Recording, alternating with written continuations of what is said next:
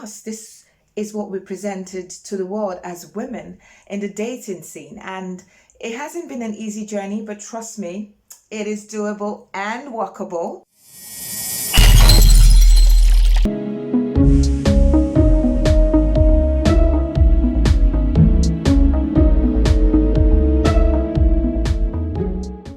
Hi guys, I'm so happy and pumped up to be with you. It's Cece again, and I hope you've had a fantastic week so far. From finding someone you like is hard. You meet a lot of guys, but not all of them you find attractive or you click with or you like. Now you finally find this guy who you like and he likes you back, and you guys sort of start getting into the dating scene and you start to fall in love with him and everything seems nice and perfect until the proverbial cracks start to form on the wall. And then you find this Prince Charming of yours, or this knight in shining armor, all rusted in all the wrong places. And it's like throwing you back to earth and you're coming back down, and it's back to one. The whole concept of dating is something that we had to learn along the way.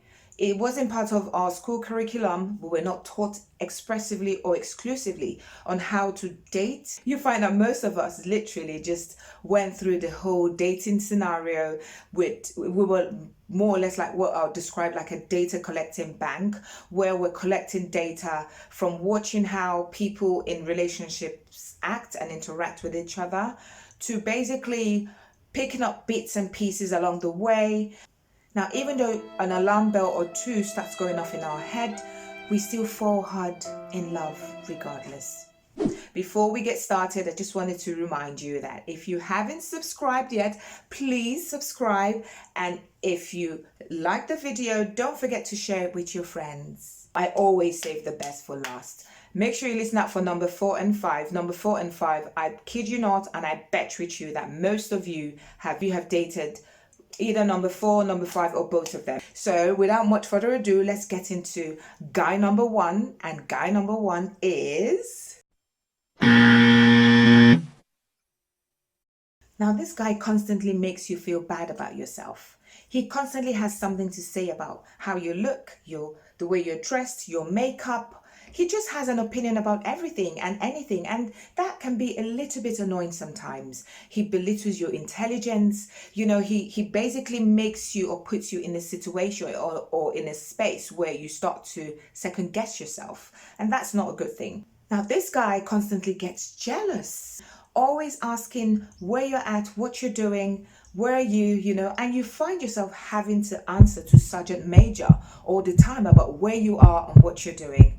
My word. You see, this type of relationship or this type of guy, when we first get into this relationship, we feel loved. In fact, the whole concept of jealousy doesn't really come to our minds first off. You basically, off the bat, you just feel like, oh my God, this guy really likes me. And he makes you feel special, like he's showing that whole, this is my territory kind of thing. And yes, we tend to bask in that a little as women. We like it until it gets ugly. This type of guy can get abusive, so you really, really need to watch out. When you guys go out on a date, watch how he treats waiting staff. Watch how he talks to people who he's seemingly in a better position of. Watch how he interacts with other people, and then you can finally start to piece together that this person could fall into the umbrella of being a controlling person. Now, the problem with this is he can get abusive. And when I say abusive, I'm talking about physically abusive. He can get emotionally abusive. This kind of guy is not really the guy for you to go for. And if you start to see the signs, it's best you sort of like step back and step away from. Now, Peter Pan basically is a guy who refuses to grow up. There are lots of them out there where they just are immature. They just don't want to grow up, and the problem with the Peter Pan is he is cute as a little boy, but when he starts to grow up, you find that Peter Pan stuck in a man's body. So you basically meet this guy, charming again. Most relationships start off as the guy being charming. So obviously it starts off on a very good note. You find him charming and interesting to be around, but you just notice that there's this childishness about him that doesn't really sit well with you. He doesn't take major decisions in his life without having to get approval from his close friends or family, namely his mum, his close siblings, his friends, and it's a bit frustrating for you because you're in this relationship and you typically want to be around a man who makes you feel protected, who makes you feel comfortable, and who makes you feel like a woman. But this boy can't really do it because he's not evolved from being a boy to a man. So how is he going to make you feel like a woman if he can't make his own self feel like a man? The problem is he has a lot of plans for the future. He has a lot of dreams, but he's just either too irresponsible or too lazy to come through with getting his life on track. Sometimes they may be living back home with their parents, or sometimes they could be out on their own. But either way, this type of guy doesn't really, you can't rely on him because he is not reliable and he's just basically living his life casually, and you can't put yourself in a situation like that because he's going to live his life and you would just basically be a tide in his life, just flowing along, flowing into a place you really don't want to be. So this kind of guy, look out for him. When you spot him, you literally need to run.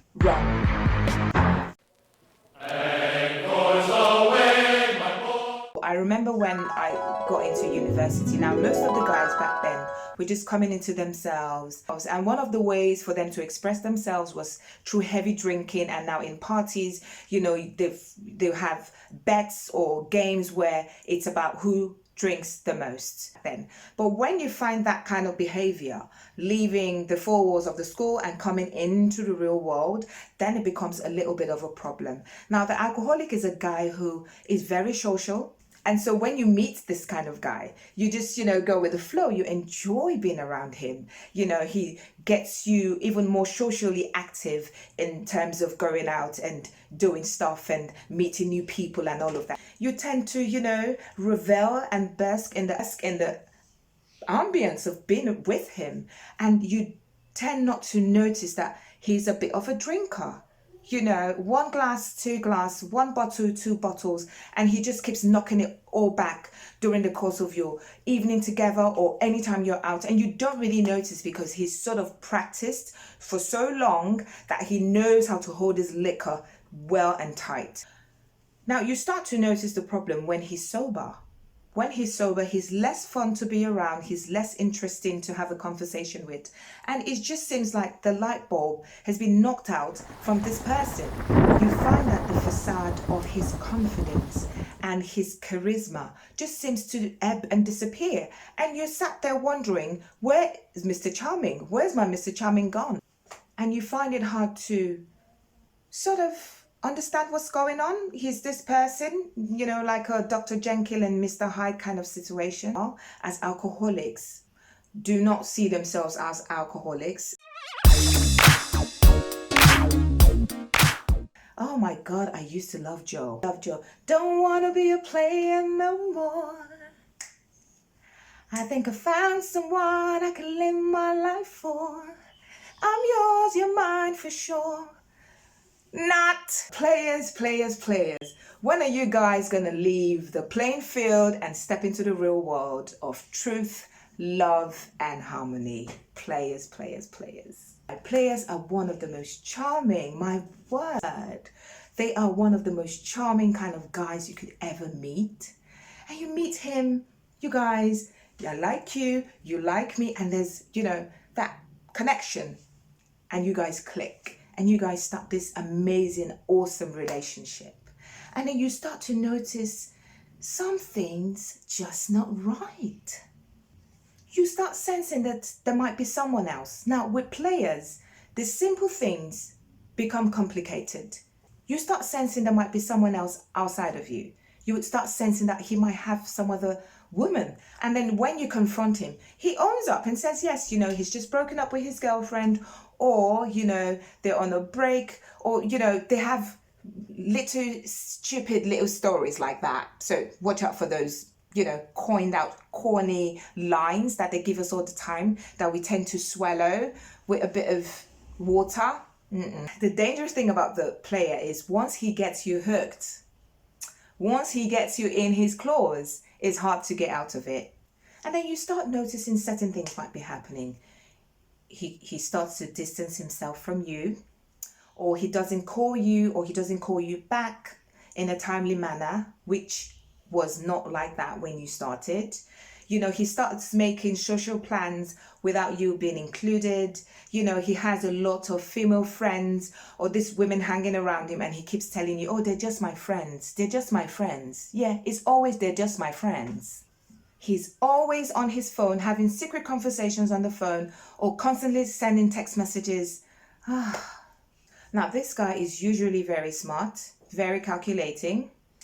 He constantly seems to have an answer for every question you pose to him. Even when caught cheating, he finds a way to smooth talk his way out of it. Now, the issue with the player is most of them seem to have that narcissistic quality about them where they just love themselves. Now, the problem with dating a player is the next phase of the relationship might never come because they want to keep that relationship on a superficial level where you don't get too down, too deep, too serious. And they basically would just, string you along, and you find that you are literally living separate lives where he's basically doing his own thing. Once you notice that this guy's a player, it's best to just nip it in the bud. Cut it short, because dating a player for 6 months and dating a player for 8 years is still going to give you the same result. If he's never going to be serious about you, he's never going to be serious about you. So whatever time you spend with a player is time wasted. So once you notice it, it's best to just nip it in the bud, get rid of him, and move on. I think out of every guy we've talked about today, the commitment phobic guy is one of the guys that is such a time waster for women, honestly. This guy normally is mature. He usually has his stuff together.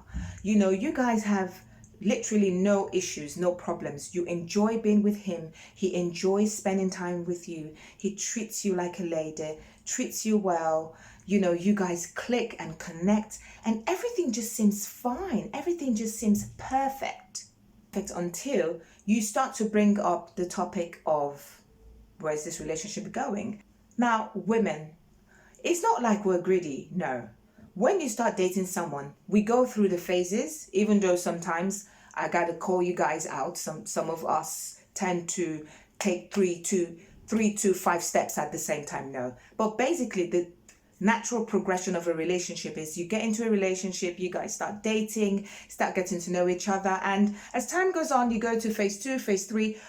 A relationship is ever evolving. You can't stay literally dating forever. You need to go to the next level. Now, the problem with the commitment phobic guy is there is really no next level with him because he doesn't want to commit.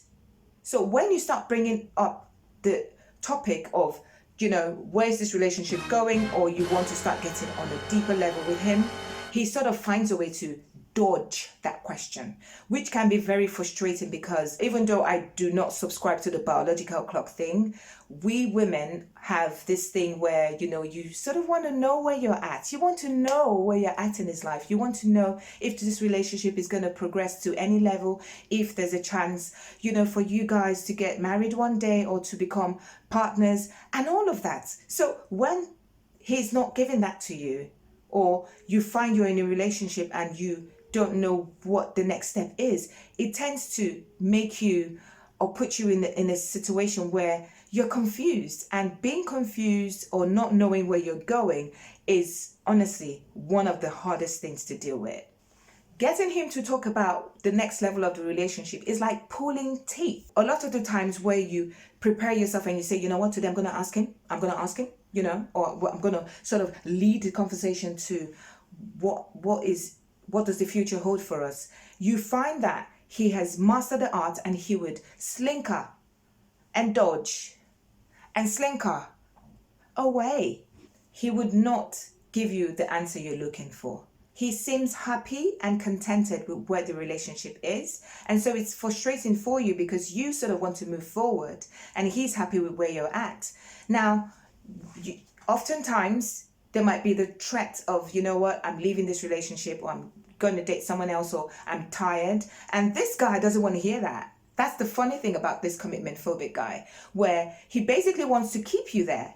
Like, he wants you to be in that relationship with him, but he doesn't want to give you what you want. And so you find yourself literally being stuck between the devil and the deep blue sea, because you can't really move forward. Neither can you go back. He just basically wants you. He wants to just keep you there like a play toy for his majesty's leisure. He's Mr. Big, Mr. Big. If you're the most patient person in the world, then you guys are a perfect match, literally made in heaven. You guys can take your time and just be with each other, you know, if you're not looking for something serious. But if you're not that kind of person, if you do want something deeper from a relationship, then this is the guy to definitely avoid. Guys seem really hard to come by, but the truth is, you can't waste your life with someone who is not worthy of you. You can't waste your life being with someone who is not really suited for you, and you hold on to the excuse that, you know what, they're hard to come by, so I better hold on to this one that I have. No, that is a very wrong assumption, and you would end up wasting a lot of your time. Guys may seem very hard to come by, but there are lots of great guys out there, and it's best for you to patiently look out for these great guys rather than spend your time with someone who's just gonna end up wasting your time, or you just find you're settling. I hope you really enjoyed this video. If you haven't subscribed, please subscribe and share this video with anyone who you think it would help, because that's what I'm here for. I'm always here to help. It's a to those from me.